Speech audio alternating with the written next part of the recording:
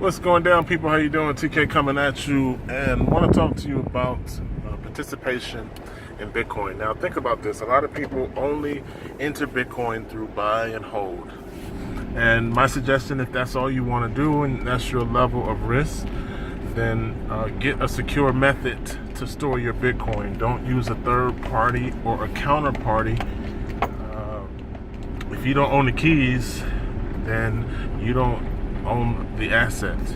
So make sure you save your Bitcoin in a fashion that gives you access to the private keys and no one else. All right, that's all I'm gonna say about that.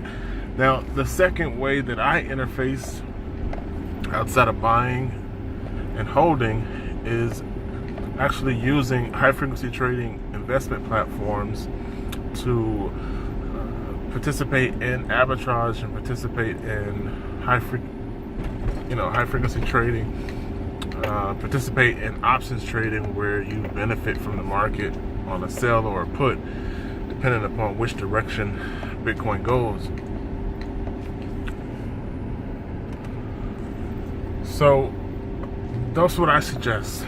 Okay, but a lot of people don't have the risk tolerance for coming into Bitcoin from a higher investment risk or higher investment management. So if that's not your tolerance level, then okay, stick to buy and hold, which is a lower risk management, right?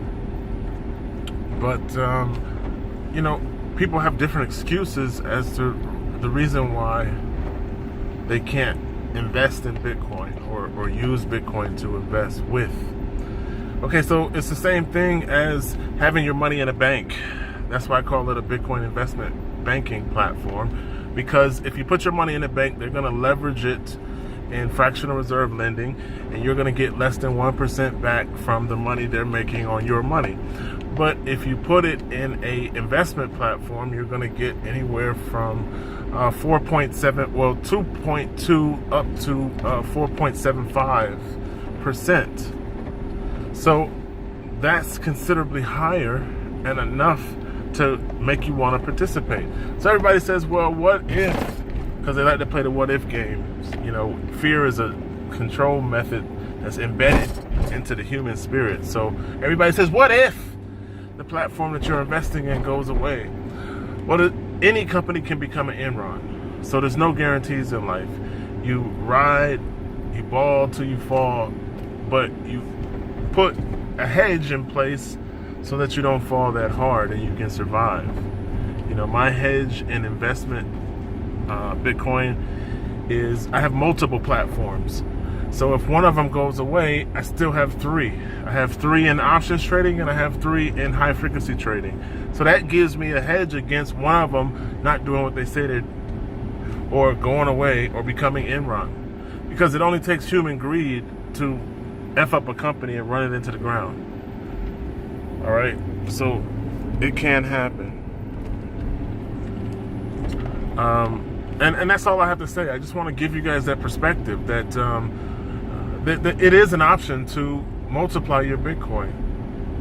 Okay, it is an option to have a salary in Bitcoin because you're playing arbitrage or you're playing high frequency trading through micro trades on automation through a computer, or you're playing freaking options trading by the same method, a computer that allows you to benefit on a sell or a put. So automation gives you time freedom, and automation allows you to not be able, you can't compete with a fucking computer that does micro trades every second, based on a mathematical algorithm and what that computer sees in the market. You can do it by yourself, but I think a computer is better at doing it, and it gives you the freedom in time to do other things. So my suggestion is that you guys consider that in your risk management plan. Think about participating in Bitcoin through computers that trade for you. That's all it is.